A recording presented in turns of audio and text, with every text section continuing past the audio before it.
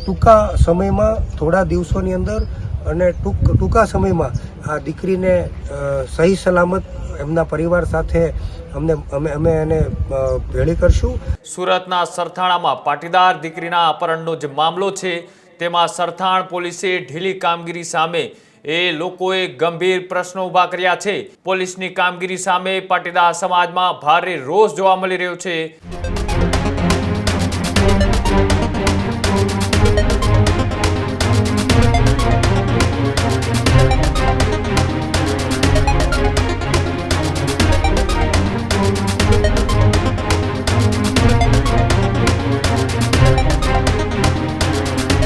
સુરતના અલથાણ વિસ્તારમાં અને સાથે જે એક સગીરા જે યુવતી હતી તેમનું જે અપહરણ થયું એ અપહરણને લઈ ફરીથી એક મહત્વપૂર્ણ સમાચાર સામે આવી રહ્યા છે। સુરતના સરથાણામાં પાટીદાર દીકરીના અપહરણનો જે મામલો છે તેમાં સરથાણ પોલીસે ઢીલી કામગીરી સામે લોકોએ ગંભીર પ્રશ્નો ઊભા કર્યા છે। ઘટનાની તપાસ હવે સુરત ક્રાઇમ બ્રાન્ચને સોંપવામાં આવી છે। સુરત પોલીસ કમિશનર અનુપમસિંહ ગેહલોતને તપાસ જે છે તેના આદેશ પોલીસને આપી દેવામાં આવ્યા છે। તાત્કાલિક ધોરણે તપાસના તમામ કાગળો ક્રાઇમ બ્રાન્ચને સોંપવાની પણ સૂચના કમિશનર દ્વારા આપી દેવામાં આવી છે। સગીરાનું અપહરણ પરિણીત યુવક દ્વારા કરાયું હોવાનું આરોપ છે તે અત્યારે લગાડવામાં આવી રહ્યા છે। સરથાણા પોલીસ મથકમાં અપહરણનો છે તે ગુનો પણ નોંધાયો હતો। સગીરાને શોધવા સરથાણા પોલીસ નિષ્ફળ નીવડી હોય તેવું લાગી રહ્યું છે। આરોપીની ધરપકડ કરવામાં પણ પોલીસે નિષ્ફળ ગઈ છે। પોલીસની કામગીરી સામે પાટીદાર સમાજમાં ભારે રોષ જોવા મળી રહ્યો છે। ત્યારે પાટીદાર સમાજના અગ્રણીઓએ ઉચ્ચ અધિકારીઓ સમક્ષ છે આ મામલાને લઈ રજૂઆત કરી। રજૂઆત બાદ તપાસ ક્રાઇમ બ્રાન્ચને સોંપવામાં આવી છે।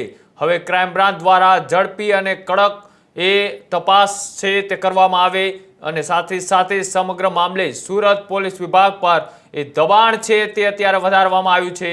સગીરાને સલામત પરત લાવવા પાટીદારોએ અત્યારે માંગ ઉઠાવી છે અને જે રીતના સગીર યુવતીનું જે અપહરણ થયું તેમાં પાટીદાર સમાજ હવે ઉચ્ચ અધિકારીઓ સમક્ષ રજૂઆતો કરી ત્યારબાદ હવે આખી તપાસ છે તે ક્રાઇમ બ્રાન્ચને સોંપી દેવામાં આવી છે। જોવાનું છે કે આગામી દિવસોની અંદર હવે ક્રાઇમ બ્રાન્ચ છે તે કયા પ્રકારની તપાસ કરે છે, યુવતી ક્યાં છે, કેટલા દિવસની અંદર તેને શોધવામાં સફળ નીવડે છે। આ સમગ્ર મામલે વિજય માંગુકિયા જે પાટીદાર આગેવાન છે તેમને આ મુદ્દાને લઈ શું કહ્યું આવો તે પણ જોઈએ।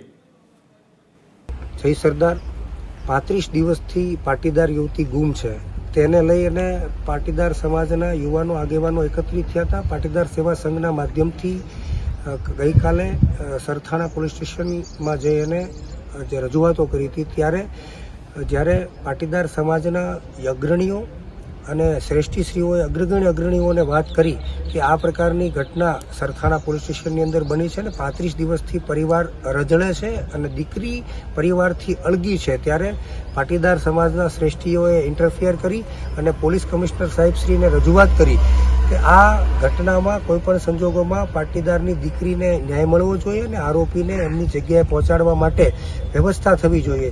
તાત્કાલિક ધોરણે સુરત પોલીસ કમિશનર સાહેબશ્રીએ અનુપમસિંહ ગેહલોતજીએ સુરત ક્રાઇમ બ્રાન્ચને તપાસ સોંપી અને ભરોસો આપ્યો છે કે ટૂંકા સમયમાં થોડા દિવસોની અંદર અને ટૂંકા સમયમાં આ દીકરીને સહી સલામત એમના પરિવાર સાથે અમે એને ભેળી કરશું અને પાટીદાર સમાજના જે યુવાનોની માંગ છે કે એમનો વ્યવસ્થિત રીતે સરઘસ કાઢવામાં આવે, વ્યવસ્થિત રીતે સરભરા કરવામાં આવે, આવી જે માંગ છે એ પણ અમે પૂરી કરશું આવું આશ્વાસન આપવામાં આવ્યું છે અને અમને ભરોસો છે। સમાજના અગ્રણીઓએ અમને ભરોસો આપ્યો છે કે આ ઘટના ચાખીને લેવાય। પાટીદાર સમાજની દીકરી હોય કે કોઈ પણ સમાજની દીકરી હોય એ આટલા બધા સમય સુધી પરિવારથી અળગી રહે એ વાત વ્યાજબી નથી અને સુરત પોલીસ કમિશનર સાહેબશ્રીએ આપણને આશ્વાસન આપ્યું છે।